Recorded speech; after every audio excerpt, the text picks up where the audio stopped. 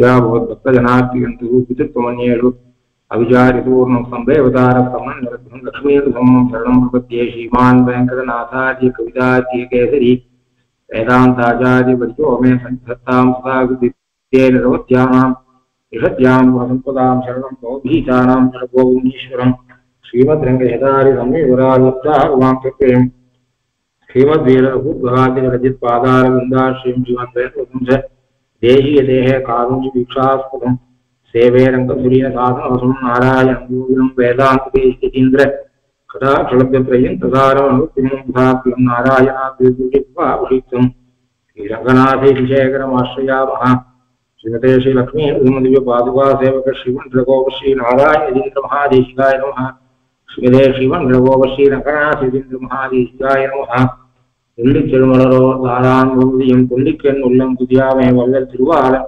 சீர்கலியன் கார்கலிய வெட்டி மறுவாளன் தந்தான் மடல். இப்போ கட்டு வச்சு குரத்தி பேச ஆரம்பிக்கிறா. அவ அனுபவபூர்வமா பேசுறா. அவளே அனுபவிக்கிறா, பகவான் அனுபவிக்கிறா. அது மாதிரி பகவானுடைய நேர இவன் நாராயணன் சொல்லாமல் நாராயணன் பண்ண காரியங்கள் எல்லாம் சொல்லி பக்தாரை காப்பாற்றுறதுக்கு தன்னை ஆசிரியச்சுவாரை காப்பாற்றுறதுக்கு பகவான் பண்ண காரியங்கள் எல்லாம் சொல்லக்கூடிய புத்தாந்தங்களை சொல்லி அப்படிப்பட்ட பிரசித்தனாலதான் உன்னோட பொண்ணுக்கு இந்த வியாதி வந்திருக்கு அப்படின்னு சொல்றா. அதுல இதுவரை ராமாவதார கிருஷ்ணாவதாரத்தை பற்றி சொன்னா, அதுல நடந்த ஒரு சில சரித்திரங்கள்லாம் சொன்னா, அதுவும் செலக்டடா எந்த சரித்திரத்தை சொன்னா அதே பகவான் உங்க பொண்ணையும் கைவிட மாட்டான் அப்படின்றத புரிஞ்சுக்கும்படியாக சொன்னார். அடுத்தது நிருசிம்மாவதாரத்தை சாய்கிறாப்போ ஓரார் நெடுவேலோன் பொன்பெயரோ நாகத்தை ஊரார்ந்த வல்கிறால் வீண்டு குடல் மாலை சீரார் திருமார் பெண்மேல் கட்டி செங்குருதி சோரா கிடந்தானை குங்குமத்தோள் கொட்டி ஆறா எழுந்தான் அறிவுருவாய். ஒரு அசுர குழந்தை பிரகலாதன், அவனுக்காக பகவான் பண்ண காரியத்தை பண்ண சொல்ற. ஒரே ஒரு குழந்தை அசுர குழந்தை. இதனால ஜென்மம் முக்கியம் இல்லை, ஜென்ம கர்மாதீனமா ஏற்படுறது. தேவானாம் தானவானாச்சு சாமானிய மதி தெய்வம். பகவானுக்கு இந்த சரீரத்தால் தான் இந்த ஜாதி அதெல்லாம் வருது. ஆத்மாவுக்கு ஜாதி கிடையாது, கர்மானுகமா வருது. நாமே பூர்வ இதுல வேற ஜாதியில கொண்டிருப்போம். பரதம் மட்டும் மோட்சம் போகாட்டா அல்லது பத்தியோகா கிச்சு மோட்சம் போகாட்டா மேல ஒரு ஜாதியில கொடுப்போம். எடுக்கிற சரீரத்துக்கும் ஆத்மாவுக்கும் சம்மந்தம் இல்லை. மேல் ஜாதியில பிறந்தும் அசுரத்தனத்தோடு இருக்கலாம், கீழ் ஜாதியில் அதாவது மற்றதுல பிறந்தும் கூட உயர்ந்தவனாக இருக்கலாம். பகவான் ஹிருதயத்தை பார்க்கிறவன். ஆகையினால அவன் ஒரு அசுர குழந்தைக்காக பகவான் 2 உருவத்தை எடுத்துட்டு அவன் சொன்ன காலத்துல தன்னிடத்துல பிரகலாதனுடைய தகப்பனும் தானவன் தான், பிரகலாதனும் தானவன் தான். அப்போ பிரகலாதன் கிட்ட அனுகிரகம் பண்றவன் ஹிரண்யகசிபு கிட்ட ஏன் அனுகிரகம் பண்ண மாட்டான்? ஹிரண்யகசிபு பாகவதாபிச்சாரப்பட்டதுனால அழிஞ்சானே தவிர தானவன்றதுனால அழிஞ்சவன். அருளி செயல்ல இதிகாச புராணங்கள்ல ஒரு யானையை காத்தவன் தான் ஒரு யானையை கொண்டான், ஒரு மச்சந்த காத்தவன் தான் மச்சந்த கொண்டான். அது மாதிரியாக எந்த இடத்துல பார்த்தாலும் சமான ஜாதியை சேர்ந்த 2 பேர் இடத்துல ஒத்தனை காப்பாத்துறது ஒத்தனை கொலை பண்றதுன்றத பார்க்கணும். பகவானுடைய விருப்பு வெறுப்பால் இல்லை, பகவான் பண்றது எல்லாம் அவா எப்படி இருக்கா, அவா பாகவதாபிச்சாரம் பண்றாடா அப்படிங்கிறத பொறுத்துதான். இன்னொன்னு பகவத பிரச்சாரப்படுறவால கூட நாளடைவுல திருத்திக்கலாம் அப்படின்னு பெருமாள் விட்டுடுறாரு. அவளை சிக்ஷிக்கிறது இல்லை. இன்னைக்கு இல்லாட்டா நாளைக்கு எப்பேற்பட்ட நாஸ்திகனும் ஒரு நாள் ஆஸ்திகன் ஆயிடுவான். அதனால ஓரறியா நீ இழந்தது ஊன் அப்படின்னு கேட்டார் ஆழ்வார். அதாவது நீ ஹிரண்யகசிபுவை கொலை பண்ணிய, அவன் உன்னுடைய திருநாமத்தை சொல்லல, உன்கிட்ட அபச்சாரப்பட்டான்றதுக்காக நீ கொலை பண்ண அப்படின்னு கேள்வியை கேட்டு விட்டார். அதுக்கு கூறத்தாழ்வான் பதில் சாட்சியார். ஹிரண்யகசிபு நீ கொலை பண்றது பகவத அபச்சாரத்தாலே சொன்னால் என்னைக்கோ நீ கொலை பண்ணிருக்கலாம். ஏன்னா அவன் ராப்பகல் பகவத அபச்சாரப்பட்டவன், உன்னை தேசிச்சவன். அதனால நீ அவனை கொலை பண்ணல. பிரகலாதன் கிட்ட அபச்சாரப்பட்டான்னு தான் நீ கொலை பண்ணையே தவிர எதபராத சகசிரம் அஜஸ்ரஜம் தொய் சரண்ய ஹிரண்ய உபாவகது வரததேன சிரந்தும் அவிக்ரியா விகிதிம் அர்த்தக நிர்பஜனா தகாக என்று கூறத்தாழ்வான் சாட்சியர். எது அபராத சகசிரம் அஜஸ்ரஜம், பகவத் உபச்சாரம் அவன் மனசால பட்டான், வாக்கால பட்டான், சரீரத்தால பட்டான். ஸ்ரீகரணத்தாலேயும் பகவத் உபச்சாரத்தை ராப்பகல் பட்டான். அப்படிப்பட்ட விதத்துல எது அபராத சகசிரம், சகசிரம்னா 1000 அர்த்தம் இல்லை, 1000 கணக்கு. மனோவாக்காயத்தாலே ஹிரண்யகசிபு உன் விஷயத்துல பட்ட அபச்சாரங்களானவை இராப்பகல் உங்கிட்டப்பட்ட அபச்சாரங்கள் கணக்கற்றவை. எது அபராத சகசிரம் அஜஸ்ரஜம் தொய் சரண்ய ஹிரண்ய உபாவகது பந்தேர் தான். வரத ஏ வரதனே தேன சிரந்தும் அவிக்ரியா, உங்ககிட்ட எந்த மாறுபாடும் இல்லை. ஆனால் விகிருதிம் அர்த்தக நிர்பஜனா தகாக, பரம பாகவதனான அவன் பிள்ளை விஷயத்துல அவன் அபச்சாரம் பண்ண ஆரம்பிச்சான். உடனே நீ சேர்த்து வச்ச ஒரு கோபம் மொத்தம் வெளிப்பட்டது. அப்படின்னா என்ன அர்த்தம் அப்படின்னா, உடனே நீ வெளிப்பட்டு, உடனே நீ கோபத்துக்கு ஆளானாய், உடனே உன்னிடத்துல மாற்றம் தென்பட்டது அப்படின்னு சாய்கிற. அப்படி ஒரு பிரகலாதனுக்காக இவ்வளவுப்பட்ட காரியத்தை பண்ணவன் உன் பெண்ணை கைவிட்டுடுவானா என்று துணிக்கும்படியாக போரார் நெடுவேலோன் பொன்பெயரோனா ஆகத்தை கூறார்ந்த வல்லுகிறாள் தீண்டு. பொன் பெயரோன் ஹிரண்யன், பொன் என்கிற ஹிரண்யம் என்பதை தன் பெயரிலே வைத்துக் கொண்டிருப்பவன் பொன் பெயரோன். அவன் எப்படிப்பட்டவன்னா நெடுவேலோன், நெடுமை மிக்க வேலை உடையவன், வேலாயுதத்தை கொண்டவன். ஹிரண்யகிரியுடைய ஆயுதம் வேல். அந்த வேல் எப்படிப்பட்டதுன்னா போரார் நெடுவேல். ஒரு சில மிலிட்ரியில ஜாயின் பண்ணுவார், 20 இயர்ஸ் சர்வீஸ், ஒரு யுத்தம் கூட வந்திருக்காது. அட்லீஸ்ட் பார்டர் செக்யூரிட்டி போர்ஸ்னா யுத்தம் இருக்கோ இல்லையோ அந்த பார்டர்ல நின்றுட்டு இருப்பான். இவன் அண்ணா பீஸ் டைமா இருக்கும். இவன் மிலிட்ரியில ஜாயின் பண்ணதுலேருந்து ரிட்டையர் ஆகிற வரை எந்த யுத்தமும் இவன் கட்சி, எந்த தேசத்துக்கு இவன் மிலிட்ரிலையோ ஏர்போர்ஸ்லயோ பண்ணானோ அந்த தேசத்துக்கு இன்னொரு தேசத்துக்கும் யுத்தமே வந்திருக்காது. சௌக்கியமா ஜாயின் பண்ணி சந்தோஷமா இருந்துட்டு ரிட்டையர் ஆகிடுவான். பென்ஷன், ஃபேமிலி பென்ஷன் வரை வரும். அப்படி இல்லை, ஒருத்தன் ஜாயின் பண்ண நாள்லேருந்து ரிட்டையர்ட் ஆகிற வரை யுத்தம் தான், ஏதாவது ஒரு தேசத்தோட யுத்தம். அத மாதிரி இவனுக்கு இவனுடைய வேலாயுதத்துக்கு ரெஸ்டே கிடையாது. ஏன்னா எல்லாருக்கும் இவன் எல்லாருக்கும் பகைச்சு கொண்டவன், எல்லாரையும் பகைச்சுப்பான், இன்னொன்னு எல்லாருக்கும் வெற்றியும் பெறுவான். அப்படிப்பட்டவன் போரார் நெடுவேலோன், யுத்தத்துல அவன் வேலை எப்போதான் உபயோகப்படுத்திட்டு இருப்பான். அது அதனால என்னன்னா அது எப்பயுமே இதுவாகி மழுங்கி போயிருந்த வேலை இல்லை. அப்படிப்பட்டவன் பொன்பெயரோன் ஆகத்தை உயிருக்கு இறை விட்டபடி. இந்த மிருகங்களுக்கெல்லாம் சாதம் போட்டு நல்லா வளர்ப்பான். இந்த கோழிக்கு எல்லாம் சாதம் நிறைய கொடுப்பா, உணவெல்லாம் சத்து உணவுகள்லாம் கொடுக்குறான். ஏன்னா அதை சாப்பிட்றதுக்கு, கோழிக்கு ஆகாரத்தை கொடுத்து கோழியை ஆகாரம் ஆக்கிக்கிறது, பன்றிக்கு ஆகாரத்தை கொடுத்து பன்றியை ஆகாரம் ஆக்கிக்கிறது. அந்த ஆட்டு கசாப்பு கடைக்காரன் என்ன பண்றான், ஆட்டுக்கு அவ்வளவு சுசுஷை பண்றான், அதை நன்னா பாத்துக்கிறான், வியாதி வராம பாத்துக்கிறான், அன்னம் போடுறான். அது எதெல்லாம் சாட்டா வெயிட்டு கூடுமோ அவ்வளவு பண்றான், கடைசியில எதுக்கு அதை சாப்பிட்றதுக்கு. அது மாதிரி இவனுடைய உடம்பு எப்படி இருக்குன்னா நிசும்மனுடைய நகத்துக்கு இறை போட்டா மாதிரி இருக்கு. இவன் பரத்தனாலே பெற்ற, அதாவது வீரனாக தனிப்பட்ட மனுஷனாக உடல் வலிமை மட்டும் இல்லை, இவன் வரம் முதலியவற்றையும் பெற்று, பிரம்மாவிடத்திலிருந்து வரம் முதலியவற்றையும் பெற்று, இவன் உடம்பும் மாம்சமும் எப்படி இருந்தது என்று சொன்னால் அந்த பகவானுடைய நகங்களுக்கு இறையிடுவதற்காக தான் வளர்ந்த மாதிரியாக இருக்கிறது. திருவுகிற்கு இறை போரும்படி காட்டில் பன்றிகளை ஊட்டி வளர்ப்பாரை போலே, பன்றிகளை ஊட்டி வளர்ப்பாரை போலே, பன்றிக்கு நன்னா மாம்சம் கொடுத்து வளர்ப்பான். அது மாதிரி இவன் என்ன பண்ணா அந்த பன்றியை சாப்பிட்றதுக்கு. அது மாதிரி இவன் என்ன பண்றான்னா வரத்தால தன் உடம்பு அப்படி ஆகின்றான். எதுக்குன்னா நிசும்முடைய நகங்களுக்கு இரையாகும்படியாக. அதனால பிரம்மாதிகள் வரத்தினாலே பூன் கட்டினமார்பு. பூன் கட்டுறது அப்படின்னா உலக்க, மர உலக்க. மேட்டு மர உலக்கைன்னா கூட அதை எக்ஸ்பிளைன் பண்ணணும் அடுத்த ஜெனரேஷனுக்கு.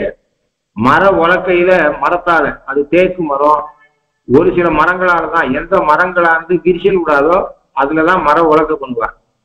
அந்த மர உலக்கையில அப்படியே குத்த முடியாது, ரெண்டு பக்கமும் இது போடுவா. அதுக்கு பூன் கட்டுறதுன்னு பேரு. ரொம்ப வைதிக காலத்துல பித்தளையில கூட பூன் கட்டிப்பா. நார்மலா எல்லா இடத்துலயும் இரும்புல பூன் கட்டிருக்கும். அது இருந்தா அது உலக்கைய காப்பாத்துறதுக்கு. அந்த பூன் கட்டாத இருந்தா கூட அவுளிக்கலாம், பரவாயில்ல. ஆனா அந்த உலக்கை விரிஞ்சு போயிடும். அந்த உலக்கையுடைய நுனியில அந்த உலக்கை ரொம்ப நாள் உழைக்கலாம் என்பதற்காக பூன் கட்டுறதுன்னு ஒண்ணு. அந்த பூன் கட்டினா உலக்கைக்கு ஆயுசு அதிகம், அது உரப்பாக இருக்கும். அத மாதிரியா இவன் உடம்புக்கு வரத்தாலே பூன் கட்டி கொண்டான். உலக்கைக்கு பூன் போல வரத்தால உடம்புக்கு பூன் கட்டினான். அப்படிப்பட்டவன் பொன் பயரோ நாகத்தை கூறார்ந்த வல்லுகிறால் கீண்டு கூர்மை மிக்க திருநகங்களாலே பிளந்து. இது எப்படிப்பட்டதுன்னா, பின்னாடி பகவான் விபீஷணனை எல்லாரும் சேர்த்துக்கப்படாது என்று அனுமார் தவிர எல்லாரும் சொன்ன பொழுது அவனை சேர்த்துப்பேன்னு சொன்ன பொழுது, ஏன்னா பொங்கும் பரிவால விபீஷணாதிகள் பகவானுக்கு ஏதாவது சமம் ஏற்பட்டுமோ என்னவோ, விபீஷணனை சேர்த்துண்டா அவன் துஷ்டனாக இருந்தால் என்று இவர்களும் ராமனிடத்தில் இருந்த பக்தியாலே கலங்கி விபீஷணனை சேர்த்துக்கப்படாது அப்படின்னு சொன்ன காலத்துல பகவான் சொல்ற, நான் தாண்டா நிசுமாவதார். ஏன்னா இவன் மனுஷனாகவே தன்னை காண்பித்துக் கொள்ளக்கூடியவன். அதுக்காக என்ன பண்ண, நான் தாண்டா நிசுமா அவதாரம் பண்ணுவேன், இவன் என்ன பண்ணிடுவான்னு சொல்லல பகவான். மறைமுகமாக சூச்சிப்பிக்கிறதுனா ஓப்பன் ஸ்டேட்மெண்ட் இல்ல. ஆனா அந்த ஸ்டேட்மெண்ட் ஆராய்ச்சி பார்த்தா அவர் எதையோ மனசுல வச்சுட்டு பேசுறேன்னு அர்த்தம். அவர் என்ன சொன்ன, அங்குல்யத்ரேன தாம் அந்யாம் ஈச்சன் அரிகணேஸ்வரா. சுக்ரீவா, நீ என்னத்துக்கு அனாவசியமா போட்டு குழப்பிக்கிற? நீ நினைக்கிற மாதிரி இவன் கெட்டவனா இருந்தா கூட என் நகை நுண்ணிகள் இருக்கு, என்னுடைய நகை நுண்ணிகளாலே நான் காரியம் பார்த்துக்கிறேன் அப்படின்னு. அதுல என்ன பண்ணா, ஏற்கனவே இந்த நகத்தை வச்சுட்டு ஹிரண்யகசிபுவை கொலை பண்ணவன் அப்படின்றத சூச்சிப்பிச்சார். ஆகையினாலே நகங்கள் ஆயுதமாச்சு பகவானுக்கு. அதனால நகங்களே பஞ்சாயுதங்கள். பகவானுடைய நிருசிம்மாவதாரத்துல நிருசிம்மனுடைய நகங்களே பஞ்சாயுதங்களாக இருக்கு. அப்படி பொதுவாக எதிரிகள் விரல் கப்பும்படியிலே விரலினுடைய வியாபாரம் அபய பிரதான சாரத்துல சுவாமி தேசிய எதிரிகள் விரல் உண்ணும்படி ஆச்சாரக்காரா இல்லை. பொதுவாக மனுஷன் என்ன பண்ணுவான், ரொம்ப டென்ஷன் ஆயிடுச்சுன்னா விரலை கடிக்க ஆரம்பிச்சுவான், நகத்தை கடிக்க ஆரம்பிச்சுவான் மனுஷன். அந்த நமக்கு கடிப்பாரா அப்படின்னா அந்த அளவு டென்ஷன் நமக்கு வரலன்னு அர்த்தம். அதிகமான பயம் இருக்கிற காலத்துல கை உதற ஆரம்பிக்கும். அப்படின்னா அந்த பயத்தோட இன்டென்சிட்டி அப்படி இருக்கணும். அப்படி இருந்தா பயம் வந்ததுன்னா என்ன ஆகுதுன்னா, மனுஷனுக்கு உதறல் வந்தா என்ன பண்ணுறது தெரியாது. கை உதறிச்சுன்னா அந்த கையை ஸ்டெடியா வச்சுக்கிட்டா என்ன பண்ணுவான்னா விரலை கடிக்க ஆரம்பிப்பான். ஹிரண்யகசிபு இவ்வளவு பேசிட்டு இருந்தவன், அவன் கம்பத்திலேருந்து பெருமாள் உண்டாக போறேன்றதுலாம் அவனுக்கு நம்பிக்கை இல்லை. அது கம்பத்திலேருந்து அவன் வந்தேரோ இல்லையா, அவன் ரூபத்தை பார்த்த உடனே கதிகலைக்கு போச்சு அவனுக்கு. அந்த பயத்துல கை உதறது, அதை நகத்தை கடிக்கிறான். அத அப்படின்னு சொல்றேன். அப்படின்னா என்ன அர்த்தம்னா, எதிரிகள் விரல் கவ்வும்படி, விரல் கவ்வுறது அப்படின்னா நிருசிம்மனுடைய தோற்றம் அவனுக்கு அவ்வளவு பயத்தை ஏற்படுத்தியது. ஹிரண்யகசிபுக்கு முதல் அந்த அளவுக்கு இவன் எதிர்பார்த்தான், கம்பத்துல வரமாட்டான் அப்படின்னு எதிர்பார்த்தான். கம்பத்துல இருந்து வந்தான். அந்த ரூபமும் விசேஷமான ரூபமா இருக்கு, உக்கிரம ரூபமா இருக்கு. உடனே விரல் கவ்வும்படியாக ஆனான் அவன். இவன் விரலினுடைய வியாபாரமானது விரல் கவ்வினான்னு அர்த்தம் இல்லை, அப்படின்னா அந்த அளவு பயந்தான்னு அர்த்தம். அதாவது எங்கே புராணத்துல அந்த நிருசிம்மனை பார்த்துட்டு விரல் கவ்வினான் அப்படின்னு எழுதி வைக்கல. சுவாமி என்ன பண்ற, விரல் கப்புதல் என்பது ஒரு ஃபேஸ் அப்படின்னா அதிக பயத்துல இருக்கான் அப்படின்னு அர்த்தம் அவனுக்கு. அதாவது என்ன பண்றதுன்னு டிசிஷன் பண்ண முடியாட்டா கையை இப்படி கோத்துக்கிறதுன்னு சொல்லுவா. கிராசிங் த ஃபிங்கர்ஸ்ன்னு சொல்றாளே, அவன் என்ன பண்றதுன்னு தெரியல, கையை கோத்துக்கிறான் அப்படின்னா டிசிஷன் எடுக்க முடியலன்னு அர்த்தம். அது மாதிரி அது ஒரு சேயிங், அது அதாவது ஃப்ரேஸ். அது விரல் கப்புறது அப்படின்னு தமிழ்ல. விரல் கப்புறதுன்னா அவன் அந்த பயத்தை பத்தி எக்ஸ்பிளைன் பண்ண வேண்டிய அவசியம் இல்லை. அந்த பயம் அவ்வளவு இருந்தது அப்படின்னு அர்த்தம். அந்த பயம் அவ்வளவு இவன் விரல் கவ்வும்படி இருந்தது. இவனுடைய விரலுடைய வியாபாரம். நிருசிம்மனுடைய விரலை பார்க்கறான், உடனே விரலை கப்புறான் அப்படின்னா அந்த அளவு பயம் ஏற்பட்டது அப்படின்னு அர்த்தம். அப்படிப்பட்ட சத்தியாதிஷ்ட புராதன கூறார்ந்த வல்லுகிறார், கூர்மை மிக்க பஞ்சாயுத ஸ்தானத்துல இருந்த வலிமை மிக்க, அத சுவாமி தேசிகன் சாய்க்கும் போது வஜ்ரம்னு சொல்ற. அந்த இதுவன் நிருசிம்மனுடைய திருக்கைகள் எப்படின்னா விகஸ்வர நகஸ்வரு க்ஷதகிரண்ய வக்ஷஸ்தலி நிரர்கல வினிர்கல குதிர சிந்து சம்சாயிதாக பாகவா. நிருசிம்மனுடைய திருக்கரங்கள் நம்மை காக்கட்டும் அப்படின்னு சாய்கிறார். இந்த ஸ்லோகத்துல காமாசி காட்டத்துல விகஸ்வர நகஸ்வரு, அதாவது பிரகாசிக்கக்கூடிய நகஸ்வரு. ஸ்வருன்னா வஜ்ராயுதத்துக்கு பேர். லோகத்துல கடினமாக இருக்கிற வஸ்துவுக்கு உதாரணம் கொடுக்கணும்னா, அதாவது ரொம்ப ஹார்டான வஸ்துவுக்கு, பலம் மிக்க ஒரு வஸ்துவுக்கு உதாரணம் கொடுக்கணும்னா ஹிரண்யனுடைய கையில இருக்கக்கூடிய வஜ்ரம். இதெல்லாம் போனா கூட என்ன பண்ணுவா, அர்ச்சனை எல்லாம் பண்றா அப்படின்னா அர்ச்சகர் கூட இதை சொல்ற, இந்த அர்ச்சனை பண்ற இந்த எஜமானனுக்கு குடும்பத்தாருக்கு வஜ்ரத்தை போல சரீரம் இருக்கட்டும், சித்திரஸ்து, வஜ்ரத்தை போல சித்திரஸ்துன்னு அவர் அர்ச்சனை பண்ணி சொல்றாரு. அதுல வஜ்ரத்தை போல இவ உடம்பு உரப்பா இருக்கட்டும்னு சொல்ற கோவில்ல. வஜ்ரத்தை கொடுக்கறது லோகத்துல ரொம்ப பலம் மிக்க அதிக நாள் நீடிச்சு இருக்கக்கூடிய வஸ்து. அது ரொம்ப நாள் இருக்கும். அவ்வளோ சக்தி, அதாவது ஆற்றல் கொண்ட கடினமான பதார்த்தம் அப்படின்னு சொல்லணும்னா வஜ்ரத்தை சொல்லுவார். விகஸ்வர நகஸ்வரு, பிரகாசிக்கிறது. நிருசிம்மனுடைய விரல்கள் பிரகாசிக்கிறது. அது எப்படி பிரகாசிக்கிறதுனா நகமாகிற ஸ்வரு, நகம் என்கிற அந்த வஜ்ராயுதத்தை போன்றது. அதனாலே க்ஷத பிளக்கப்பட்ட விகஸ்வர நகஸ்வரு க்ஷத ஹிரண்ய வக்ஷஸ்தலி, வஜ்ராயுதங்களை ஒத்த வஜ்ராயுதமாகிற நகங்களாலே பிரகாசிக்கக்கூடிய ஒளிவிடக்கூடிய நிருசிம்மனுடைய விரல்களாகிற வஜ்ராயுதத்தினாலே பிளக்கப்பட்ட ஹிரண்யனுடைய மார்பிலிருந்து நிரர்கல வினிர்கிறது, தடையின்றி பெருகக்கூடிய அவன் மார்புல பகவான் கையை போட்டான், விரலை போட்டான், உடனே பொங்குற கடலை போல சமுத்திரம் பொங்குற மாதிரியாக அவன் அந்த குருதி ரத்தம் அதுல இருந்து பொங்குறது. அது தடையில்லாம பொங்குறது அந்த ரத்தம். நிரர்கல வினிர்கலது, அந்த ரத்தங்கள் எல்லாம் பகவானுடைய கைகளில வந்து படியிறது. அது ருதிர சிந்து சஞ்சாயிதா, அந்த ரத்தமாகிற கடலினாலே செவ்வானத்தை ஒத்து ஆக்கப்பட்ட கைகள் நிருசிம்மனுடைய கைகள். இவர் விரல போட்ட மார்புல இருந்து ரத்தம் பொங்குறது சமுத்திரம் மாதிரி. வஜ்ராயுதத்தை ஒத்த பிரகாசிக்கக்கூடிய நகங்களை அவன் மார்புல செலுத்தினவாறு அதிலிருந்து சமுத்திரத்தை போலே பொங்கக்கூடிய குருதியாலே, தடையின்றி பெருகக்கூடிய குருதியாலே சாயங்கால வானம் அந்திவானத்தை போலே அந்திவானத்தின் நிறத்தை அடைந்த அந்த நிருசிம்மனுடைய திருக்கைகளானவை அடியேனை காப்பாற்றட்டும் சுவாமி சாய்க்கிறார். அப்படி கூறார்ந்த வல்லுகிறான் கீண்டு அவன் குடல் மாலை சீரா திருமாவின் மேல் கட்டி. அந்த மார்பு எப்படிப்பட்டதுன்னா அவ்வளவு பாவதாச்சாரப்பட்டது.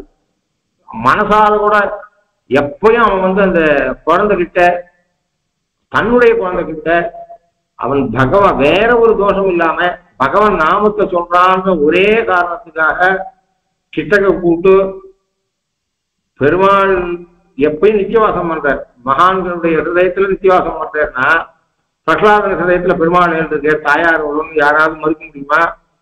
அப்படிப்பட்ட மார்புல கிட்டக்க கூட்டு நாராயணனை தெய்வம்னு ஒத்துக்காத அப்படின்னு சொல்ல, அவன் மாட்டம்பா அது நீ அப்ப கூட அவன் பாவம் அப்பான்னு சேவிச்சிடும். ஒவ்வொரு தடவை ஹிரண்யகசிபு கூப்பிடுற பொழுதும் புராணத்தெல்லாம் வாசிக்கணும் நம்ம குழந்தைகளும். அந்த புராணத்தை வாசிச்சாலே அத்தனை லாபம். ஒவ்வொரு தடவை அப்பா இவ்வளவு துஷ்டரா இருக்க, அவரிடத்துல கருத்து வேற்றுமை இருக்கு. எதுல கருத்து வேற்றுமை இருக்கு? அவர் நாஸ்திகரா இருக்கார், இவர் ஆஸ்திகனா இருக்கார். பகவானை ஒத்துக்க மாட்டேங்கிறான். அவன் பகவானை ஒத்துக்கிற வேலையே கண்டா பிடிக்கல. இவர் பகவானிடத்திலேயே மனசை வச்சிருக்கார். விளையாடும் போது எப்பயும் மகதுபாசகான்னு பாஷிகாரர் சாய்கிறார் கீதா பாஷத்துல. எல்லாரும் பிரசாத ஆழ்வானா இருக்காரு. அப்படி இருக்குச்சே ஒவ்வொரு தடவை அப்பா கூப்பிடும் போதும் போய் சேதிக்காத நிக்கல. இதெல்லாம் தெரிஞ்சுக்கணும். பெரியவாள்லாம் மரியாதை, நமக்கு சரீரம் கொடுத்துவேன், அப்பா அம்மா இப்படி வேணா இருக்கட்டும், நமக்கு அவளோட கருத்து வேற்றுமை கூட இருக்கட்டும், ஆனா அவளுக்கு கொடுக்க வேண்டிய மரியாதையை கொடுக்காத இருக்கக்கூடாது. இப்படி பணிவு கொண்ட ஒரு குழந்தை, அந்த குழந்தைய கூப்பிட்டு நீ நாராயணன் மறந்து அது வேணாம்பா, நீ வேற எது வேணா கேள்வி பண்ற, பெருமாளும் மறக்க முடியாது, ஆத்மாவுக்கே தாரகனவன் தானே, அப்படி இருந்தா எப்படி மறந்துட முடியும் அப்படின்னு சொன்னான்னா ஒரு தடவை 2 தடவை சொல்லி பார்ப்பான். கோபம் வந்ததுன்னா தன் கால நீளத்தை இந்த கையால அவனை ஒரு பொசிஷன்ல நிக்க வச்சு பிரகலாதன் அழுவானே, தன்னுடைய கால் நீளத்துக்கு தகுந்த மாதிரி அவன் மார்புல தன்னுடைய இடது காலால உதைப்பான். இரண்ய கசிபுகு புத்திரம் பதா உரசியதாட்ட, இது நாமே குழந்தைகளை 2 முதுகுல போட்டாலே அப்புறம் அடிக்காம இருந்தாம தோணும். நான் எங்க அப்பாவுக்கு அந்த எண்ணம் கிடையாது. மேல மேல போடுவார். ஒரு தடவை நார்மலா சொல்லுவார், 2வது தடவை கோபிச்சு சொல்லுவார், 3வது தடவை பட்டுன்னு போட்டுருவார். அந்த வலி நல்லா வலிக்கும், காதை பிடிச்சி திரும்பினாலும் வலிக்கும். அது அப்புறம் நம்ம மாதிரிலாம் அடிக்காதுக்கலாமோ, இதெல்லாம் ஆக்சுவலா நாம குணம்னு நினைக்கிறதுலாம் தோஷம். ஒரு சில இருக்க பொசிஷன்ல இருக்கணும், அந்த நிலையில இருந்தாதான் நல்லது. அதனால அபாதமாக நம்மளால குழந்தைகளை கொண்டு வர முடியல அப்படின்னு சொன்னா அது ஹிதத்துக்கு பண்றது. இது சொன்னா வாசிக்க மாட்டேங்கிறான், மனப்பாடம் பண்ண மாட்டேங்கிறான், மனப்பாடம் பண்றதோட லாபம் உங்களுக்கு தெரியாது, உபன்யாசமே பண்ணல, அப்படியே புக்கை பிரிச்சு சொல்றேன் அப்படின்னா அவரோட பரிசம் இது. எதுக்கு சொல்றேன் அப்படின்னா, அப்பாவும் அடிப்பார். அதை அடிப்பேன்னா எதுக்கு அடிக்கிற, நல்லதுக்கு அடிக்கிற, இவன் கெட்டதுக்கு அடிக்கிறான். அப்போ கூட கெட்டதுக்கு அடிக்கிறது மாத்திரம் இல்லாம மார்புல காலால எதிர்த்து உதைக்கிறான். அவனும் உபாசகன், அவன் ஹிருதயத்துல பகவான் நிச்சயவாசம் பண்ணிட்டு இருக்கான்.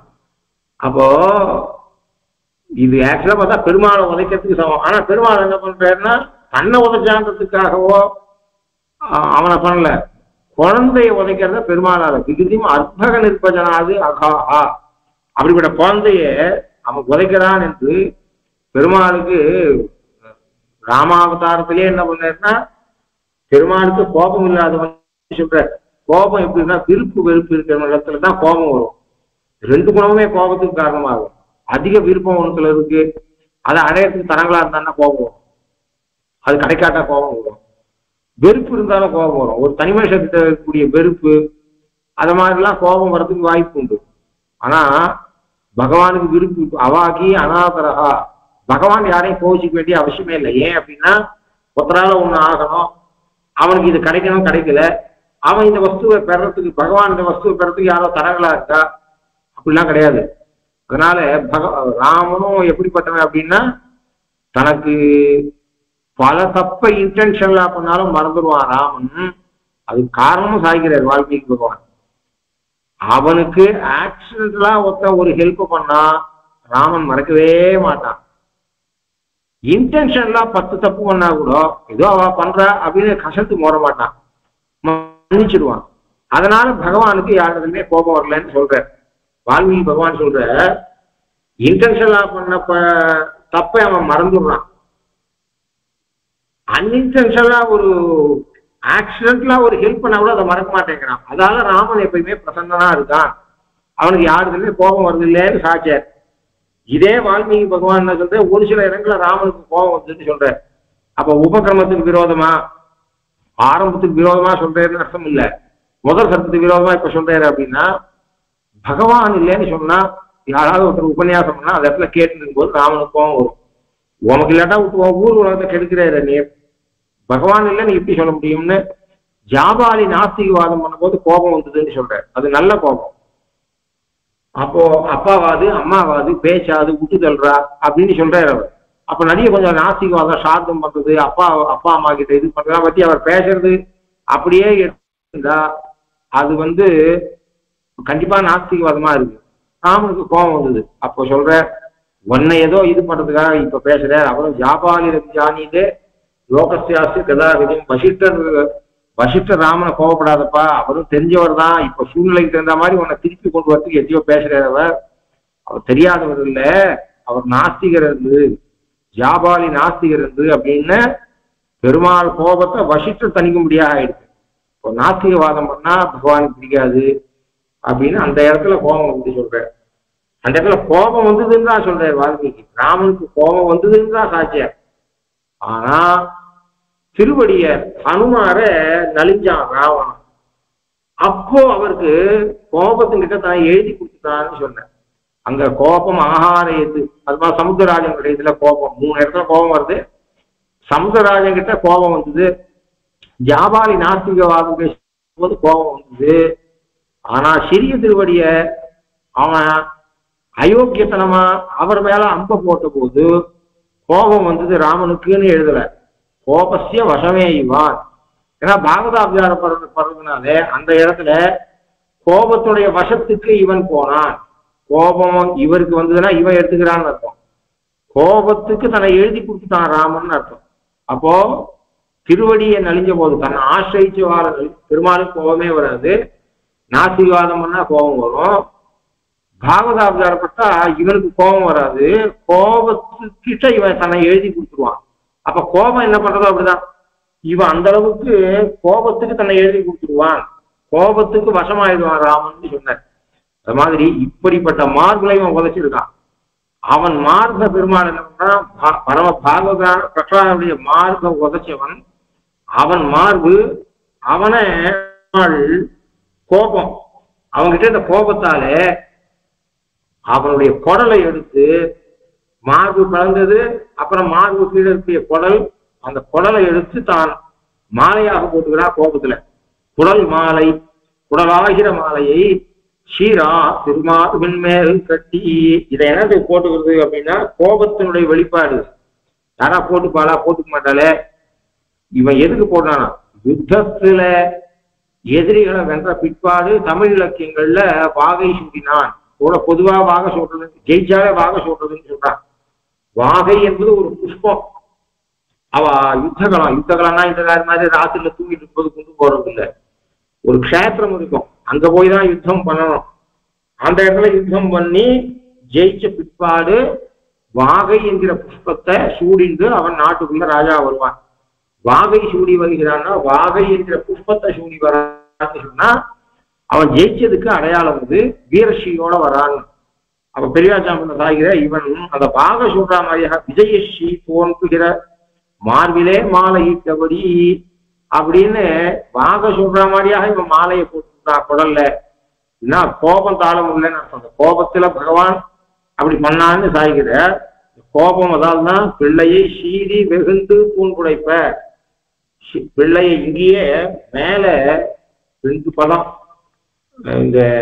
இந்த நிருமாவதார கதைக்கு அப்புறம் மேல இது சாய்க்க போற கஜேந்திரனுடைய கதையை சாய்க்க போற அந்த இடத்துல கஜேந்திர ஆழ்வான் விஷயத்துல சீறி வெகுந்து அப்படின்னு ஒரு 2 சப்தம் ஒரே பொருளை கொண்ட 2 சொற்கள். அந்த சொற்களை போரானை பொய்யவாய் கோட்பட்டு நின்றளரி நாராயணாவோ மணிவண்ணான் ஆகனையாய் வாராயன் ஆரிட நீகாய் என வெகுண்டு தீராத சீற்றத்தால், என வெகுண்டு தீராத சீற்றத்தால். முதல கிட்ட வெகுண்டு சீற்றத்தால் அப்படி 2 சப்தம் போட்டுருக்க. வெகுறதுன்னா கோபப்படுறது, சீற்றம்னாலும் கோபம் தான் இருக்கும். மீமிசை சொல் இங்க பயன்படுத்திருக்கார் கலியன். இந்த இடத்துல மேல மடல்ல கஜேந்திர மோட்சத்தை சாய்கிற இடத்துல வெகுண்டு சீற்றத்தால் என்று 2 சப்தம் சாய்ச்சிருக்க. இதே கலியன் சிம்மாவதார விஷயத்துல பெரிய திருமொழியில திருவல்லிக்கேணி பாசுரத்திலையும் பள்ளியில் ஓதி வந்த தன் சிறுவன் வாயில் ஓர் 1000 நாமம் ஒல்லியவாகி போல ஆங்கு அதனுக்கு ஒன்றுமோர் பொறுப்பிலனாகி பிள்ளையை சீறி வெகுண்டு தூண்குடைப்ப. சீறி வெகுண்டுன்னு பக்கத்திலே 2 சப்தம் பிரயோகம் பண்ணுது. அப்போ அது வேற விதமான நிர்வாகம் இருக்கு, அதை அப்புறம் பார்க்கலாம். அதை மீமிசை சொல்லா எடுத்துக்கிறது ஒண்ணு, அது மீமிசை சொல்லா எடுத்துக்காததுக்கு ஒரு வழி இருக்கு. மீமிசை சொல்லா எடுத்துக்கிறது தப்பு இல்லை. மீமிசை சொல்லா அதிக கோபத்தை காட்டுது. சீறி வெகுண்டு என்பது கோபத்தை காட்டுறது.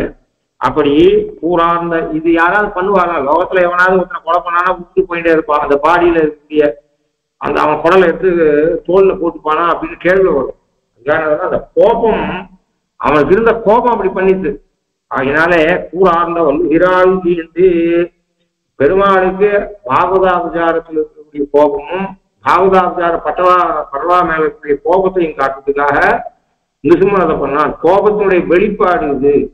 குடல் மாலையை கழுத்துல பெருமாள் சாத்தின்றது கோபத்தினுடைய வெளிப்பாடு என்பதற்காக சாய்கிறார். கூறார்ந்த வல்லுகிறாள் கீண்டு உடல் மாலை சீரார் திருமார்பின் பிராட்டி எழுந்திருக்கக்கூடிய அந்த மார்புல படும்படியாக மேல் கட்டி அதன் மேலே சாத்தி செங்குருதி சோரா கிடந்தானை குங்குமத்தோள் கொட்டி செங்குருதி அங்க ருதிர சிந்து சந்தியாயித்தாக கலியன் செங்குருதி சிவந்த ரத்த வெள்ளம் அது சமுத்திரம் போல பெருகிறது. அதுல கிடந்தான். மடியிலேந்து உருண்டு கீழே உழறான். அவன் உடம்புலேருந்து வந்த அந்த ரத்தத்திலே மிதக்கிறான். மிதக்கும் போது ஒரு சாதாரண ஒரு துண்டை எடுத்து தோல்ல போட்டு போற மாதிரி அவன் என்ன பண்ணா அந்த உடம்பை எடுத்து தோல்ல போட்டுனான். செங்குருதி சோரா கிடந்தானை அந்த அசுரனை குங்குமத்தோல் கொட்டி தன்னுடைய குங்குமம் பூசப்பட்டு இருக்கிற திருத்தோள்கள் மேலிலே அரைந்து கொண்டு ஆறா எழுந்தான் அறிவாய் ஒரு கர்ஜனை பண்ணிட்டு பகவான் எழுந்தான். அது ஏன் அப்படின்னா இவனுக்கு எவனெல்லாம் கூட சேர்ந்துட்டு தப்பு பண்ணாலோ இவன் இந்த தப்பு காரியத்தெல்லாம் ஈடுபடுத்தினாலோ அவளுக்கு பயம் வரும்படியாக அவர்கள் புறமிதுகிடும்படியாக மார்பை பிளந்து ரத்தம் பெருக்கெடுக்க அது நிருசிம்மன் எழுந்திருந்த கீழ் இடத்துல அது பொங்கி இருக்க குடல் மாலைய திருமார்பிலே சாத்தி கொண்டு கோபத்தின் வெளிப்பாடாக உருண்டு விழுந்த அந்த சரீரம் ரத்தத்திலே மிதக்க அந்த துண்டை எடுத்து தோல்ல போட்டுக்கிற மாதிரியாக அவனுடைய சரீரத்தை எடுத்து தோல்ல சாத்திட்டு அமர்ந்த நிலையிலிருந்து நிருசிம்மன் எழுந்து நின்றான். ஹிரண்யகசிபுவுக்கு அனுகூலராக இருந்தவர்கள் எல்லாம் மன்னும்படியாக இதிலேயே பயந்து போகும்படியாக அவர்களுக்கு இது சிக்ஷையாக இருக்கட்டும் என்பதற்காகவும் பாகவதாபிசாரத்தை ஒரு காலமும் பொறுத்து கொள்ள பெருமாண்டதை காட்டும்படியாகவும் ஆறா எழுந்தான்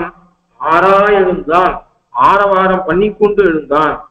அப்படிப்பட்ட உருவத்தோடு ஆரவாரம் பண்ணி கொண்டு எழுந்தான். அதுக்கு சுவாமி எங்க அட்டகாசம் அப்படின்னு பதப்பிரயோகம் பண்ண அட்டகாசோத்படே அப்படின்னு சொன்ன. அட்டகாசம்ன்றது பரதநாட்டிய சாஸ்திரத்தோட நம்ம பேச்சு பாடையில தேங்கா தொகை பெத்தல் அட்டகாசமா இருக்குது அப்படின்னு சொல்றோம். ஏதாவது பிடிச்சது நல்லா இருக்குதுன்னா அட்டகாசமா இருக்குதுன்னு சொல்றோம். அட்டஹாசம் ஹாசம்னா சிரிப்பு. அது ஒரு சிரிப்பு. ராங் யூசேஜ் லோகத்துல தமிழ்நாட்டுல அட்டகாசமா இருக்குதுன்றத தப்பா பயன்படுத்திட்டு இருக்கோம். அட்டகாசம்ன்றது ஒரு ஸ்டேஜ்ல ஒரு ஆக்டர் அவன் சிரிக்கணும், வாயை விட்டு சிரிக்கணும். வாயை விட்டு சிரிக்கும் பொழுது ஏறக்கூடிய அந்த ஒலி இருக்க அந்த அரங்கத்தினுடைய செவுர்கள்ல பட்டு எதிரொலிக்கணும். அப்படி எதிரொலியை உண்டாக்கக்கூடியதாக இவனுடைய சிரிப்பு இருந்ததே. ஆனால் அந்த ஆக்டர் சிரிக்கக்கூடிய அந்த சிரிப்புக்கு அட்டகாசம் என்று அந்த சாஸ்திரத்துல பரதநாட்டிய சாஸ்திரத்துல அதுக்கு பரிபாஷை. அப்போ பரதநாட்டிய சாஸ்திரம் சொல்லி கொடுக்குற இதுக்கு அர்த்தம் இந்த ஸ்டேஜ் இப்படி வந்தேன் அப்படின்னா அவர் என்ன சொல்லுவாங்க, நீ அட்டகாசம் பண்ணணும்னு சொன்னா போதும் அப்படின்னு அர்த்தம். அந்த ஆக்டர் புரிஞ்சுப்பாது. அந்த அந்த டேர்ம் அது அந்த சாஸ்திரத்தோட டேர்ம் அது. நீ அட்டகாசம் பண்ணணும் அப்படின்னு சொல்லிட்டா போறோம் அப்படின்னா அந்த ஸ்டேஜ்ல அந்த மொமெண்ட்ல அவன் அந்த எஃபர்ட்ஸை போட்டு சிரிக்கணும். வாயை விட்டு அது எல்லா இடத்துல இருந்து எதிரொலிக்கணும். நாலு புறத்துல இருந்து எதிரொலிக்கணும். அந்த எதிரொலி வர அளவுக்கு அவன் சத்தத்தை கலப்பணும்னு அர்த்தம். அந்த அட்டகாசம் நிருசிம்மன் பண்ணா எதிரொலிக்கும். வாய் விட்டு சிரித்து அந்த எதிரிகளுக்கால ஹிரண்யகசிபுவுக்கு தோழர்களாக இருந்து கூட இருந்து தப்பு காரியம் பண்ணவாளுக்கெல்லாம் பயம் கலப்பணும். அவ பார்த்தவன அப்பா இவன் இது யாரும் வெல்ல மாட்டான் பார்த்தா மடியில ஏற்று வச்சிருந்தான். வஜ்ராயுதம் போல இருக்கக்கூடிய நகங்களை பாய்ச்சினா குருதி வெள்ளம் பொங்கித்து குடல் மாலையை போட்டோம்னா அப்படியே அவன் இடுப்புல இருந்து அந்த ஹிரண்யகசிபு வெள்ளத்துல விழுந்தான். அவன் அனாயாசமாக எடுத்து தோல்ல போட்டு எழுந்து நின்று ஆரவாரம் பண்றான் சும்மா. அப்படின்ற போது இனி நாம் மகான்கள் இடத்துல அபிகாரப்படக்கூடாது என்ற எண்ணம் எல்லாருக்கும் வரும்படியாக அவன் அட்டகாசம் பண்ணான். அதுதான் இங்க ஆறா எழுந்தான், ஆரவாரித்து கொண்டு எழுந்தான். ஆறாக எழுந்தான் அறிவுவாய் அன்றையும் இப்படி சொன்ன. இப்படி ஒரு அசுர சிசுக்காக இவ்வளவு காரியத்தை பண்ணக்கூடிய பகவான் உன் பொண்ணை விட்டுடுவானா? அவனுக்காக. அது மாத்திரம் இல்ல, அவன்கிட்ட அவன் எவனோ வரத்தை கேட்டிருந்தான். பிரம்மாவிடத்துல வரம் கேட்டிருந்தான். பெருமாள், நான் பிரம்மா கிட்டதான் நீ வரம் கேட்ட, அதுக்கெல்லாம் நான் கட்டு பண்ணுமா? அதாவது பக்தசிய தானவ சிஞ்சோகோ, எதுக்கு கட்டு பண்ணோம்னா பிரகலாதாழ்வானுக்கு கட்டு பண்ணும். பிரகலாதாழ்வான் வார்த்தைக்கு அதாவது பகவான் கட்டு பண்ணணும். பிரம்மாவுடைய வார்த்தைக்கு பெருமாள் கட்டு பண்ணணுங்கிற அவசியம் இல்லை. அவன் என்னுடைய பகவான் சர்வவியாபி, எல்லா வஸ்துக்களையும் பரிபூர்ணனா இருக்கான் அப்படின்னு இவன் சொன்னான், பிரகலாதாழ்வான் சொன்னான். அதை காப்பாற்றணும். அதுக்காக அவன் சொன்ன இடத்துல தோன்றணும். அப்பதான் பிரகலாதுடைய வார்த்தையை காப்பாத்திட்டு தான் ஆகும். அதுக்காக பகவான் ரூபத்தை எடுத்துக்கிறதுலாம் பொருந்தும். ஆனா பிரம்மா சொன்னதுக்காக, ஏன்னா பிரகலாதாழ்வான் பிரம்மா ஆழ்வான் அல்ல, அனன்ய பிரயோஜனம். அந்த எஃபர்ட்ஸை போட்டிருந்தா, பிரம்மா பதவியை அடையறதுக்கு வேண்டிய எஃபர்ட்ஸை போட்டுதான் என்னைக்கோ மோட்சத்துக்கு போயிருக்கணும். பிரகலாதனை போல பரமேகாந்தி இல்லை பிரம்மா.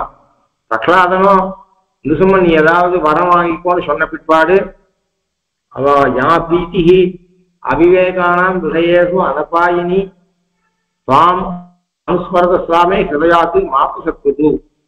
ஆண்டாளுடைய சிற்றஞ்சிருக்கால் போல இது குட்டியே பாகம். அவ எவ்வளவு நன்னா சொன்னா, மற்ற காமங்கள் மாற்று பொற்றாமரையடியே போற்றும் பொருள்களாய் மற்றையினம் காமங்கள் மாற்று. இது உயிரான வார்த்தை அவ சொன்னது. அது மாதிரி ஆண்டாள் சொன்ன மாதிரியாக இவனும் யா பீதி அபிவேகானாம் விஷயேஷு அனபாயினி.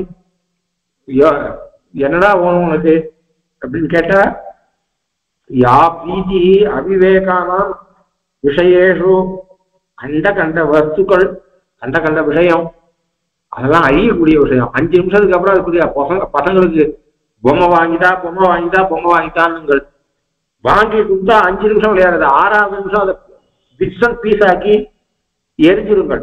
அது மாதிரிதான் உலகத்தில் இருக்கக்கூடிய அற்பு விஷயங்கள். இது மொத்தம் அழியக்கூடிய விஷயங்கள்.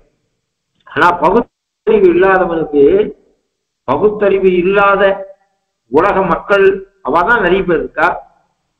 பகுத்தறிவு இல்லாத உலக மக்களுக்கு எல்லாம் அழியக்கூடிய பொருள்களிலே அழியாத ஆசை எவ்வளவு இருக்கோ அப்ப ஆசையெல்லாம் கூட்டினா. ஆழ்வார் ஒரு மாதிரி சொன்னார், சூழ்ந்து அகன்று ஆழ்ந்து உயர்ந்த முடிவில் பெறும் பாழையோ, சூழ்ந்து அதனில் பெரிய பரணமல சோதியோ, சூழ்ந்து அதனில் பெரிய சுடர்ஞான இன்பமேயோ, சூழ்ந்து அதனில் பெரிய என் அவா. உங்ககிட்ட எனக்கு இருக்கக்கூடிய இந்த தாகம் இருக்கே, அந்த தாகம் 3 அடி தாகத்தை சொல்ற. தன் தாகம் பகவத் விஷயத்திலே, பகவத் கைங்கரியத்திலே, பகவத் அனுபவத்திலே தனக்கு இருக்கக்கூடிய தாகத்துக்கு அடைமொழி அவா. அவா எப்படிப்பட்டதுன்னா இந்த 3 லைனா நான் சொல்லுங்க. இதை விட உனக்கு அப்பா பிடிக்குமா அம்மா பிடிக்குமா அப்படின்னு பசங்களை அது சொல்லும். எனக்கு அப்பாவும் பிடிக்கும் அம்மாவும் பிடிக்கும்னும். சரி, அப்பாவை எவ்வளவு பிடிக்கும் அம்மாவை எவ்வளவு பிடிக்கும்னா குழந்தை என்ன பண்ண, ஒரு அளவு காட்டும். எனக்கு அப்பாவை இவ்வளவு பிடிக்கும் அம்மாவை இவ்வளவு பிடிக்கும் கையால தானே காட்டும். அதாவது உணர்வு, அந்த பிடிக்கிறதுன்றது ஆசை என்பது உணர்வு. உணர்வை மெஷர் பண்ண முடியாது. அப்போ அதிகம் இருக்கிறது காட்டுறதுக்கு குழந்தை கை காட்டுது. அந்த மாதிரி இந்த நிசும்மனான ஒரு இடத்துல எனக்கு ஆசை இருக்கணும்னு சொல்றேனே, அந்த ஆசைக்கு எவ்வளவு அளவு, அதுக்குதான் ஸ்கேல் கிடையாது அப்படின்னா, அதுக்கு அவன் சொல்றான், இந்த உலகத்துல பகுத்தறிவு இல்லாத ஜனங்களுக்கு அழியக்கூடிய பொருள்களிலே அழியாத ஆசை, வஸ்துக்கள் அழியக்கூடியது. ஆனா அதுல இவ வைக்கிற ஆசை அழியாது. அப்படிப்பட்ட இந்த வஸ்து இல்லைன்னா அடுத்த வஸ்துக்கு போயிடுறா, அதுக்கப்புறம் அடுத்த வஸ்துக்கு போயிடுறா. ஒரு மனுஷனுக்கே வெவ்வேறு விஷயத்துல ஆசை வந்துட்டே இருக்கு. அப்படி பகுத்தறிவு இல்லாத மொத்த பேருக்கு எத்தனையோ வஸ்துக்கள்ல தொடர்ந்து ஆசை இருந்துட்டே இருக்கு. அப்போ பகுத்தறிவு இல்லாதவன் நம்பர் 1, நம்பர் 2, நம்பர் 3 போடு. சர்வக்கியான ஒன்னாதான் லிஸ்ட் போட முடியும். இந்த பகுத்தறிவு இல்லாத ஒவ்வொரு மனுஷனுக்கும் அழியக்கூடிய வஸ்துக்கள்ல அழியாத ஆசை எவ்வளவு இருக்கோ அவ்வளோத்தையும் கூட்டினா அந்த ஆசை எவ்வளவு இருக்குமோ அந்த ஆசை அளவுக்கு உன் திருவடியில என்றும் எனக்கு பக்தி இருந்துச்சுன்னா போதும் அப்படின்னு சொன்னா. எடுத்துக்காட்டாச்சுனா அந்த அன்புக்கு குழந்தைகள் கை காட்டுற மாதிரி அன்பு காட்டுனா, அது மாதிரி அந்த நிருசிம்மன் விஷயத்துல பகவான் அதாவது அப்படிப்பட்ட ஒரு குழந்தைக்காக அவன் வார்த்தை கேட்கறதுக்கு வரணும். அனன்ய பிரயோஜனம். அந்நிய பிரயோஜனம் பிரம்மா. அவர் சொன்னார், அவர் வரம் கொடுத்தார், நீ ராத்திரிலையும் சாக வேண்டாம் பகலையும் சாக வேண்டாம்னா வா பரவாயில்ல அப்படின்னு சொன்னார். அப்போ இதுக்கு பெருமாள் கட்டு பண்ணணுன்ற அவசியம் இல்லை.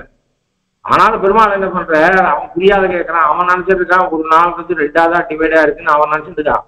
நான் தான் மகா பண்டிதன் அப்படின்னா தேசியனுடைய ஏதாவது ஒரு ஸ்ரீசுக்தி வாசியா போதும். அந்த அகங்காரம் வந்ததுன்னு சொன்னா நம்ம பெரியவா ஸ்ரீசுக்திய வாசியா போதும், அது அகங்காரம் போகும். இதை புரிஞ்சுக்கிட்டே நமக்கு ஞானம் இல்லையே, நாம எழுதுற நிலைக்கு என்னைக்கு வருவோம் அப்படின்னு. உலகத்துல இருக்க மனுஷன் பண விஷயத்துல நம்ம கீழே இருக்க வாழை பார்க்கணும். அவெல்லாம் இவ்வளவு கஷ்டப்பட்டுருக்கா, பெருமாள் இவ்வளவு நம்ம சௌக்கியமா வச்சிருக்காரு அப்படின்னு. ஞான விஷயத்துல அனுஷ்டான விஷயத்துல அதெல்லாம் நம்ம விட பெரியவாள் இருக்க வாழை பார்க்கணும். அந்த அவள்லாம் எப்படி இருக்கா, நாம குறைவா இருக்குமே அவளை பார்த்து நினைக்கணும். ஒரு சிலதுக்கெல்லாம் மேல் இருக்கவாளை பார்த்து நினைக்கணும், ஒரு சிலதுக்கெல்லாம் கீழே இருக்கவாளை பார்த்து நினைக்கணும். எதுக்கு சொல்றேன்னா, அப்போ அது பிரம்மா இருக்காரு, பிரம்மா கிட்ட தானே வரவாங்கிட்டே அதை பெருமாள் வந்து என்ன நினைக்கிறான், ஒரு மனுஷன் என்ன பண்றான், தன்னை சர்வஜனா நினைச்சுக்கிறான். இவ்வளவு வரம் கேட்டவன் தபஸ் பண்ணவன் பிரம்மா கிட்ட நான் எந்த க்ஷணத்திலையும் சாகக்கூடாதுன்னு சொல்றோம். இவன் என்ன நினைச்சிட்டு இருக்கான், காலம்னா ரெண்டு தான், பகல் இரவு தான் அப்படின்னு இவன் நினைச்சிட்டு இருக்கான். பகல் இரவு இல்லாத சந்தியா காலம் பகல்லையும் சேராது ராத்திரிலையும் சேராது. சந்தியானே அதுக்கு தனி காலம் பேரு, அதை அவன் கேட்டுக்கல. அப்படின்னா மனுஷன் என்ன பண்றான், தன்னை அவ்வளவு புத்திசாலியா நினைச்சுக்கிறான். ஒரு சாதாரண விஷயத்தை கேட்கும் போது கூட தானவ பூர்த்தியா கேட்க மாதிரி இது மாதிரி எண்ணங்கள் எல்லாம் அவனுக்கு வருது. அப்போ 24 நிமிஷம் அதுக்கு சாஸ்திரத்துல பகல்லையும் சேராத ராத்திரிலையும் சேராத முகூர்த்தத்துக்கு சந்தியன்னு பேரு. அந்த 24 நிமிஷத்துக்கு சந்தியன்னு பேரு. அது ஒண்ணு இருக்கிறதே அவன் தெரிஞ்சுக்கல. இப்படி அவன் கேட்டுக்கிறது மொத்தத்தையும் இப்படிப்பட்ட ஏதோ ஒரு தோஷம் இருக்கிறதாலையும் தன்னுடைய சர்வெண்டா இருக்கிறவர் தான் தான் பதவி கொடுத்துருக்கோம் பிரம்மாவுக்கு. அவர் ஒரு வார்த்தை கொடுத்துருக்கேன்னா அதை காப்பாற்ற முடியும்னா நான் காப்பாத்தினா என்ன அப்படின்னு பெருமாள் என்ன பண்ண, இல்லைன்னா நீ யாரு வரம் கொடுத்தான்னா நிருசிம்மாவதா இது தலைக்கு மேல சிம்மம்மா உடம்பு மட்டும் மனுஷனா நான் வரமாட்டேன். பெருமாள் அதே கம்பத்துல இருந்தே நிருசிம்மனா வராம கேவல ஒரு மனுஷனாகவே வந்து கதையால போட்டு இவனை அடிச்சாலும் கேள்வி கேட்க முடியாது. அப்ப என்ன பண்ணணும், நீ கேட்க முடியல ஃபாலோ பண்ணலன்னா என்ன பண்ண முடியும், நீ யார்கிட்ட போய் வரம் கேட்டியோ அவ கேட்டுக்கோ. எனக்கு கீழே இருக்க நான் போஸ்ட் அவருக்கு கொடுத்துருக்கேன், அவர் கொடுத்த வரத்துக்கு நான் கட்டு பண்ணணுமா, அவரை யார் இந்த மாதிரி வரம் கொடுத்து சொன்னான்னு தான் கேட்பான். கீழ் கோர்ட்டோட ஆர்டரை கிழிச்சு போடல, டிஸ்ட்ரிக்ட் கோர்ட்டோட ஆர்டரை இவன் ஸ்டேட் ஹை கோர்ட்டு கீழ்ச்சி போடுறதுன்னா என்ன, அது செல்லுபடி ஆகாதுன்னு சொல்லி கீழ் கோர்ட்ல இருந்த இவனை பார்த்து சொல்றான் கமெண்ட். அந்த ஆர்டர் செல்லாதுன்னு மட்டும் சொல்ல மாட்டேங்கிறான். அந்த ஜட்ஜ் ஆனவர் இந்த பாயிண்ட் எல்லாம் கன்சிடர் பண்ணல, அவரை அவசரப்பட்டுட்டார், இது முற்றிலும் தவறு, இது வந்து கெட்ட உதாரணம் சமுதாயத்துக்குன்னு சொல்லி கோர்ட்டையே ஒரு கோர்ட்டு தூஷிக்கிறது. அந்த நீதிபதியை பற்றியும் அவன் கமெண்ட் பண்றான் ஹைகோர்ட்டு. அப்படி ஹைகோர்ட்டு போறதுல சுப்ரீம் கோர்ட் என்ன பண்றது, அதையும் நிராகரணம் பண்றான். அப்படி இருக்குச்ச மனுஷனால உருவாக்கப்பட்ட ஒரு சம்ஸ்தையிலேயே ஒத்தன் ஆர்டரை ஒத்தன் ஃபாலோ பண்ண மாட்டான், அதுக்கு மேல பவர் இருக்கு. அப்படின்னா அது சுப்ரீம் கோர்ட் ஆர்டர் கொடுத்தா அது நல்லிஃபை ஆயிடுது, கீழ் கோர்ட்டு கொடுத்த ஆர்டர் நல்லிஃபை ஆயிடுது. அப்படி இருக்குச்ச என்னால படைக்கப்பட்டவன் அகிலாண்டத்துல ஒரு அண்டத்துக்கு அதிபதியாக அவன் வச்சிருக்கேன், அவன் ஏதோ உனக்கு கொடுத்தான்னா அதுக்கு நான் ஏன்டாப்பா வரணும், நான் உன்ன கதையால தான் அடிப்பேன், நான் மத்தியானம் 12 மணிக்கே ஒன்று அடிக்கிறேன், ராத்திரி 12 மணிக்கு ஒன்று அடிக்கிறேன், நகத்தால கீழ மாட்டேன், நான் வெறும் மனுஷனாவது கீழே பெருமாள் பண்ணாலும் அவன் கேட்க முடியாது. ஐயோ நான் அவன் வரம் கொடுத்துருக்கானா நீ அவங்ககிட்ட போய் கேட்டுக்கோ. பிரம்மாவானா அப்படி சொல்ல முடியாது, பெருமாள் பண்ண ஆர்டரை பிரம்மாவால மீற முடியாது, கலெக்டர் போட்ட ஆர்டர் தாசில்தாரால மீற முடியாது, தாசில்தார் போட்டது தப்பா இருந்தா கலெக்டர் பண்ணலாம்.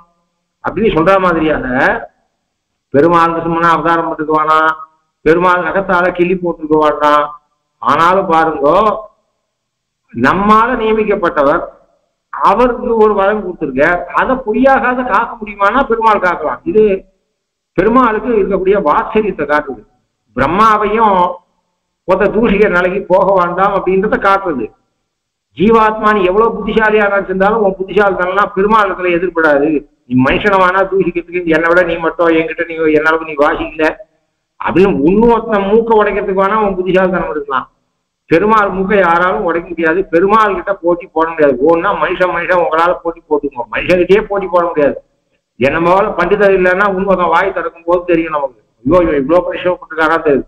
ஒரு சில குழந்தைகள் வாக்கியார்த்தை சொல்லும் போது பார்த்தா அவர் நமக்கு மனசு திருப்தி வருது. அப்புறம் தனிமையில கூட்டு அங்க கூட ஓப்பனா நாம சொல்லலாம், நமக்கு ஒண்ணு கஷ்டம் இல்லை, திருப்தியான சந்தோஷம் டாப்பான்னு சொன்னா அது என்ன ஆகுன்னா ஒத்தரை அப்படி சொல்லிட்டு இன்னொருத்தர்கிட்ட நாம கமெண்டே பண்ணாத இருந்தா அது லௌகிகம் இல்லை. அதுக்காக நம்ம சரச பூஜா விட்டு தனிமையில கூட்டு ஏன்னா என்கரேஜ் பண்ண வேண்டியது நம்ம பொறுப்பு. ஏன்னா அவன் நாளைக்கு நன்னா வரணும். நீ நன்னா சொன்னப்பா அப்படின்னு சொல்ற அவன் பார்த்து பிடிச்சு சரியான காலத்துக்குள்ள அவனை பார்த்து நமக்கு ஒரு 2 வார்த்தை சொல்லணும்னு தோன்றது. ஏன்னா நம்ம விட அவன் அந்த விஷயத்தை நன்னா புரிஞ்சுருக்கான்ற போது சந்தோஷம் ஏற்படுது.